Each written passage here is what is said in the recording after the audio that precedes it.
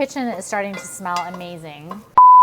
Good morning. Here we are in another episode of Masked Mixers. Today I'm making you some marinara sauce, homemade marinara sauce, or you can call it spaghetti sauce, or you can call it tomato sauce, Italian tomato sauce. I am Petunia, and I'm excited to teach you how to make this from scratch today. So I've been sauteing here some diced onions, some diced carrots, and a little bit of olive oil. It's been going for about 8 minutes, and we want the carrots to get sort of soft before we go much further. But now that they're starting to kind of brown a little bit, we don't really want them brown, we just kind of want them soft and opaque-y.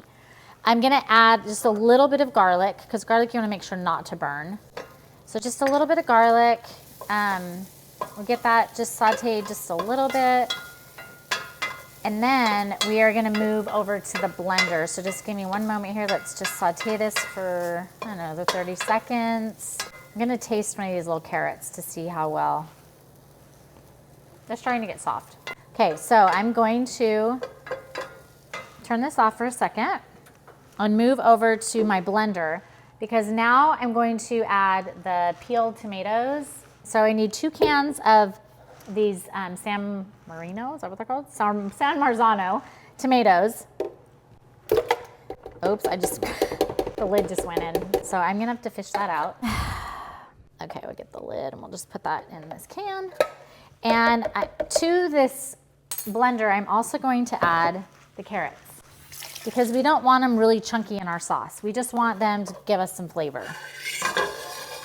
So I'm going to take these, add them to the blender.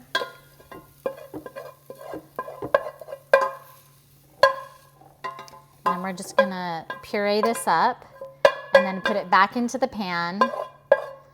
And then we'll do the other can, because both cans won't fit in here at one time. So we will go ahead and put this in our blender, puree this.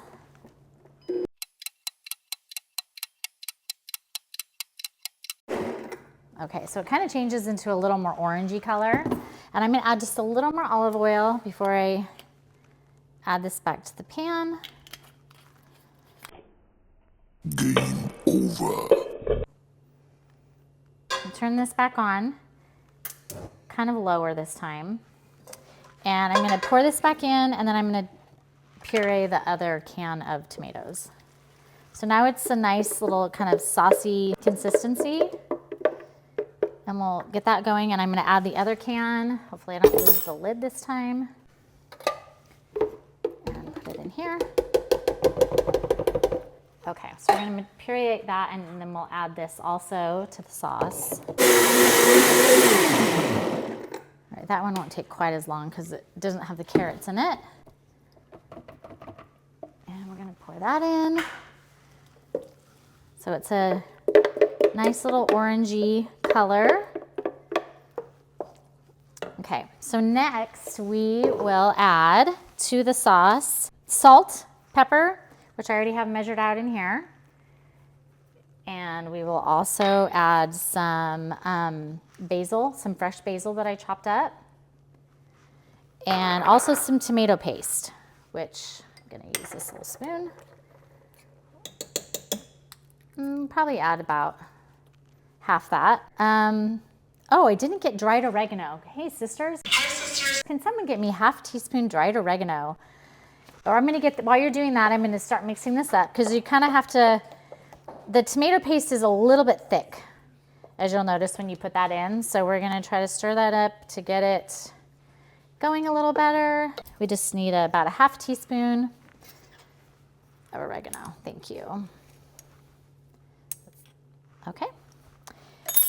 And then this just has to kind of simmer. It's best if you have about 2 hours. I know this takes a little bit of time, but you kind of want it to just get more flavor. The longer you let it simmer at a very, very low temperature. You don't want it bubbling all over the place.